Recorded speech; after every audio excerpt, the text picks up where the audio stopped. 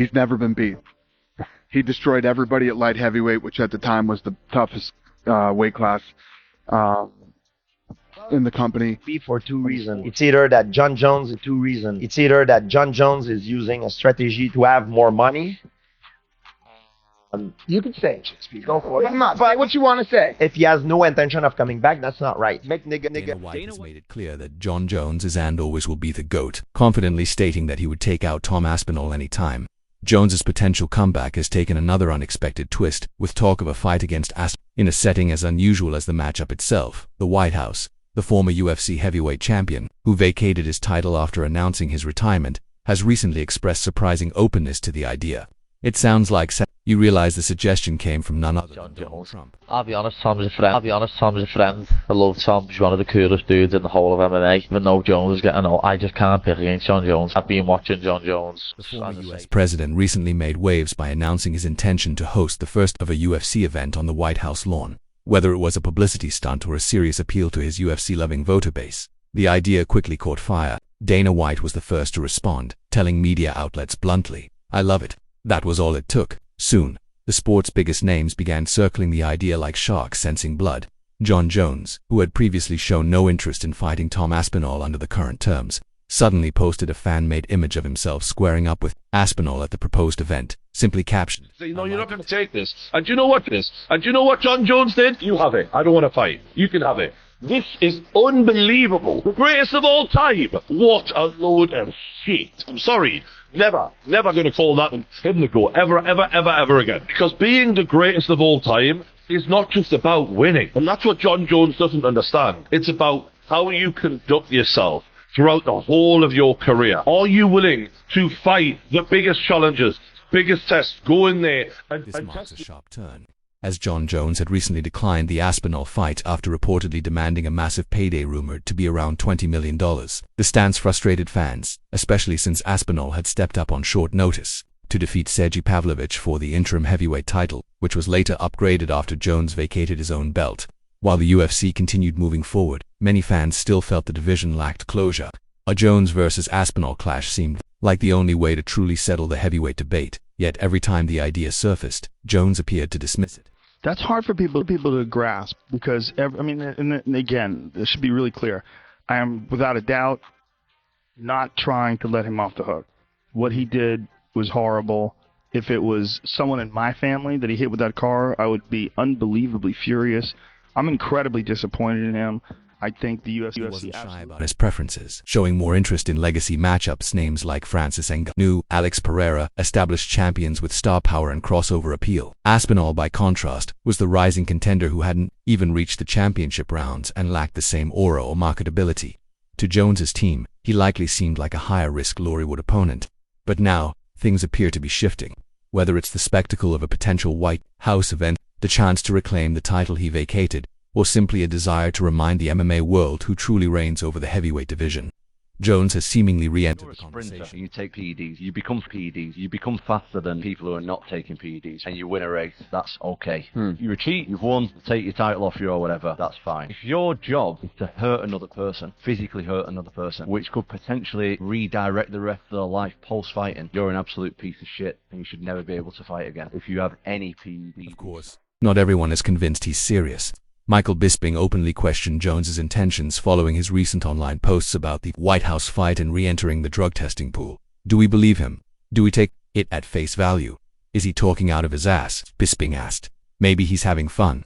Maybe he's messing with Tom. Maybe he's drunk. Maybe he's having a few beers on the 4th of July, sitting there with his boys at a barbecue right now, laughing his ass off. Or maybe he's serious. Maybe it's real. Maybe he is going to come back. Maybe he will potentially man up and fight Tom. Hey man, you gotta put me out there. I'm walking down the street. I hate you. I hate you. I hate you so much. What's your name? Say your name publicly. Say it. Officer Nerd getting elected into the Hall of Fame, and now this is not you. You can't say that, dude. I hate you. Okay. I hate you. There's reason for skepticism. Jon Jones hasn't stepped into the octagon since his win over Stipe Miocic, and even that came after a long layoff. The timelines keep stretching, and every time his name is linked to Tom Aspinall, the conversation grows murky. Still, The possibility, however, speculative, is now out in the open. Even Daniel Cormier, Jones's longtime rival, weighed in. When asked if Jones could still beat Aspinall, Cormier didn't hesitate. Gun to my head, I think Jon beats Tom. I would have said he'll probably beat him right now, because guess why? Tom has never been pushed into those championship He's like the longest rounds. running heavyweight champion in the history of the UFC, isn't he? But he's only like he hasn't fought anyone. Yeah, I don't think it's gonna happen. You know, I think Jon gets a lot of money for being champion. I think the sponsors are not paying him a fortune, and I think he's just dragging along, keeping the belt as long as possible because it's worth that much money to him. I mean, Jon's often struggled. All people who are good boxers. I imagine he probably did fight. Cormier's analysis isn't off the mark. Aspinall's dominance has come through quick finishes, short fights, early knockouts, and explosive performances. He hasn't had to weather a grueling fourth round or dig deep in a fifth. Jones, on the other hand, has lived through those moments. His career is filled with 5-round battles, razor-close split decisions, and masterclass tactical discipline. He knows how to adapt mid-fight, survive adversity, and assert control when it matters most. And that's a significant edge. What's most telling, though, is that Aspinall seems to recognize this himself. In an interview with Adam Cap, he admitted the belt he holds doesn't carry the same meaning it would have if he had won it directly from Jones. I thought I was a champion anyway. I know I was the interim champion, but I didn't really feel it. I was more just relieved. Right, that's done. I can fight again. Don't get me wrong, it is nice to be an undisputed champion. I would have rather taken it from Jon Jones, the undisputed champion. Crazy, dude. How's that even a thing? How's that even a thing? Is that allowed? Like, how is Donald even allowed to do that? Be kind of gangster, though. Chandler versus McGregor, kind of gangster. Aspinall, Jon Jones wants to fight on it. Classic. Back in the testing pool after 2 weeks. Bro is a troll and a half. He's not having his title back. They just can't be having. All the ground country. Aspinall isn't clinging to the belt as validation of supremacy. He's realistic about how he got there. When Jones pulled out of the Stipe fight, the UFC needed a title holder, and Aspinall stepped in on short notice to claim the interim title. He later defended it against Curtis Blades, proving it wasn't a fluke. Still, the undisputed label hasn't truly felt earned, not until he beats the man who vacated it. And that hasn't happened. Aspinall has made it clear he's willing to fight Jones if the opportunity comes, but he's also not sitting around waiting. Reports suggest his next opponent could be Cyril Gane, which would be another solid test of his championship mettle. Gane, unlike Jones, is active and has remained in the title mix. But even that fight won't answer the question fans keep asking. Do you think he's ducking Tom Aspinall? No. Aspinall? No. Jon Jones, I said it a million times, I'll say it again, he's never ducked anybody other than that one goofy time with the Chael Sonnen thing. Never ducked anybody, and I think the reality is, whatever changed his mind with this fight, I don't know, you'd have to ask him that, but he's 38 years old, and I don't know. Do you think if it was someone like Alex Pereira, he would fight them? And it's maybe Tom that he specifically doesn't fancy That answer match? might only come if Jones truly re-enters the drug testing pool and commits to a return. So far, all we have is a cryptic Instagram comment and Michael Bisping's healthy dose of skepticism. But the proposed stage an open-air brawl on the White House lawn might just be outrageous enough to become reality. Dana White's enthusiastic support, Trump's eagerness to link the UFC to his America 250 event, and the massive potential for global attention all hint that the UFC could be willing to bend its own rules to make it Is there happen. a fighter in MMA or the UFC that you just find absolutely insufferable? Because for me, it's Jon Jones, and there is no close second. Jon Jones defended his heavyweight title against a retired 42-year-old Stipe Miocic back in November. Ever since then, Jon has been saying, what has Tom Aspinall done to deserve to fight me? Besides Tom being the interim champ and having a defense with that belt, Jon has just found every possible way to not fight Tom, even comeback fight under the most historic lights imaginable would perfectly align with Jon Jones's love for legacy moments. What's most striking is how quickly this once dead topic has become plausible again. For months, there was silence, no buzz, no movement. Then, with just a few words from Donald Trump, a couple of emojis from Dana White, and one "I like it" from Jones, the conversation reignited. Whether or not it actually happens remains to be seen, but for now, the fans are watching. The UFC brass is watching. Even the fighters are watching. And with so many eyes on the White House lawn, Jones versus Aspinall may soon become too big to ignore. Daniel Cormier, rarely one to give Jon Jones credit given their bitter and deeply personal rivalry, couldn't dismiss what Jones brings to the table. On a recent episode of the Pound for Pound podcast with Henry Sudeau and Kamaru Usman, Cormier weighed in on what's becoming one of MMA's most intriguing fantasy matchups. Asked who would win if the two collided, Cormier leaned toward Jones, but added a caveat. Gun to my head, I think Jon beats Tom. He didn't stop there, he added a timeline. I would have said he'll probably beat him right now. Because guess why? Tom has never been pushed into those championship rounds. Cormier's thinking is clear. Experience matters. Asp has been undeniably explosive, but he's never even seen a third round in the UFC. No adversity, no wars of attrition, no deep waters. And that makes a big difference when you're facing someone like Jon Jones, who's spent over a decade thriving under championship pressure, adapting to every style, and enduring every situation imaginable. Jon Jones. Jon Jones. Jon Jones? He was the one driving the vehicle. Don't waste my people's one. Keep killing you. I'm pretty calm. I'll be careful. I can processes like this. Ordinary. I'll kill you. Kill you. Cormier continued his thought by imagining a scenario in which Aspinall gains that much-needed championship experience.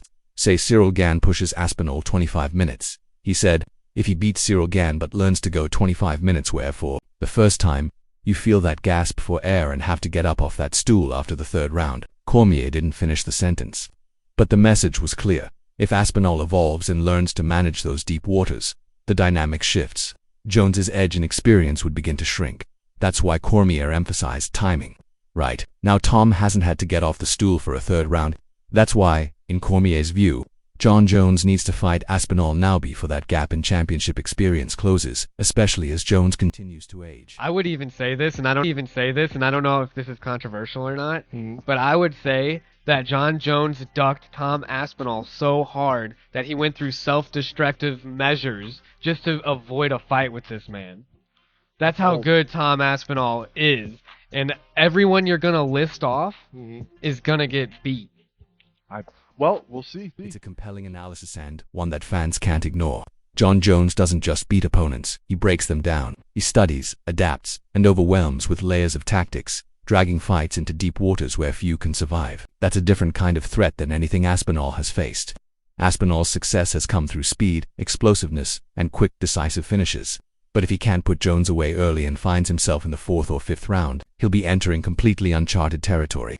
And while analysts like Cormier dissect the matchup in technical detail, other figures in the MMA world are focusing on the timing and questioning everyone's true motives. Jones is a great fighter. Even if you stand in this room, I said, he's the dirtiest. If you doing anything good on him, he's going to poke you in the eye. If you're fast on you doing anything good, you get the advantage, you're going to kick the knee backwards. For one, I think that knee kick right on your kneecap, I think that should be banned. Like, my knee still messed up from that. Wow. Yeah. It hyperextended. It kicked it all the way back. Like, you can end people's careers with those moves. So, about all those spinning elbows he used to do in the beginning, where did they land? Do you remember? Back of people's heads. Matt Brown didn't mince words when reacting to Jon Jones's apparent return from retirement just as Aspinall was booked for another fight. It looks like ducking, he said, echoing a sentiment shared by many fans. The optics are tough. To ignore Jones had been inactive for months, and now, conveniently, as soon as Aspinall is tied up with another opponent, he's re-entering the drug testing pool and teasing a comeback. That skepticism adds yet another layer to the ongoing conversation. Is Jones genuinely preparing to face Aspinall, or is he posturing, buying time, and waiting for the perfect narrative to unfold? Jones with a new criminal charge in New Mexico for leaving the scene of an accident amid losing his retirement. Listen, y'all, this is nasty work. So I don't know if y'all watch UFC, but Jon Jones is a UFC champion, man. He just announced his retirement. I was wondering, how the fuck he's gonna retire while he's a champion, bro? Like, why would you retire now? And then this news came out, and I was like, oh, it makes sense. Jon Jones about to do some time. He's about to do some jail time, and he'd rather retire and go back up in the... John Anik, a longtime UFC commentator, believes the fight will eventually happen, but not anytime soon. Speaking to MMA Junkie, he laid out his prediction. I think we see it December 2025, T-Mobile Arena, Las Vegas. He also dismissed the idea of Jones returning to fight in New York, where he last competed at Madison Square Garden. Well, Jon Jones fought and won at Madison Square Garden in New York last November. I'm a Boston guy, place no a dump. No, I mean he Jones. Checked that box, Anik said, brushing off the likelihood of a return. The Albuquerque Journal first reported the charges that stem from a car accident where a woman was found in the front passenger seat of one of the vehicles involved, and she was, quote, exhibiting signs of significant intoxication and lacking clothing from the waist down. The woman reportedly told police Jones was the driver of the vehicle, but he fled the scene on foot, a Jon Jones classic, a mainstay of Jon Jones' story, fleeing the scene on foot. She then called Jones for a Las Vegas is the only logical choice. I'm not sure what the taxes are, but why does Jon Jones need to fight at Madison Square Garden? Why not fight at T-Mobile Arena in the fight capital of the world, Las Vegas? From a business standpoint, Vegas makes sense. It's where the UFC pulls its biggest numbers, and the infrastructure is already in place. But from a competitive standpoint, the real question lingers. What kind of Jon Jones will we see in December 2025? And by then, will Tom Aspinall still be the same fighter? But what did you make of it when you heard Jon calling out Alex of all people? No, I think he does do this because, Alex Perez now he's like the star in the UFC, everybody loves him, so he knows what he's doing, but I believe he should to fight against Aspinall, but I think he's a little bit afraid of him, because Aspinall is someone who can really stop him.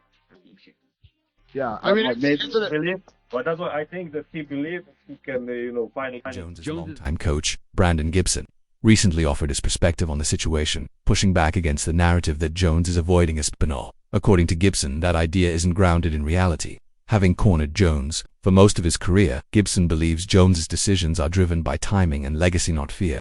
I think it's about timing, Gibson said on SiriusXM's Fight Nation. I think it's about getting the most out of this fight. Game, I've been in it for a long time, as I know you guys have, and it's not always a fair game. People don't always get what they deserve of all time, who has failed drug tests multiple times, ruined events, beaten his wife, crashed a car while drunk, breaking a pregnant woman's arm, fleeing the scene on foot, only to come back and get his weed and lighter and pipe out of the car, headbutting and damaging a cop car, threatening violence against cops, and now this. I probably left some other shit out too, but now this. Drunk driving with a woman not wearing pants. And it was just a woman, so it's not Gibson as... also pointed out that every year brings a new so-called next guy to challenge Jon Jones. Year after year, another contender emerges as the one who might dethrone him, and year after year, they fall short. He said Tom Aspinall is not, unlike many of the past challengers who tried and failed. Still, Gibson acknowledged Aspinall's talent and admitted he brings a fresh dynamic to the heavyweight division. However, he emphasized that Jones isn't worried about the matchup itself. If the fight makes sense both financially and competitively, they'll take it. Even when asked about Jones's apparent preference for a fight with Alex Pereira over Aspinall, Gibson didn't see it as a dodge. I actually think Jon is a tough matchup for Tom Aspinall, he said. Obviously, we haven't seen much out of Tom. His average fight time is 2.5 minutes, but that's also a positive for us. Jon is great at taking championship-level fighters into deep waters.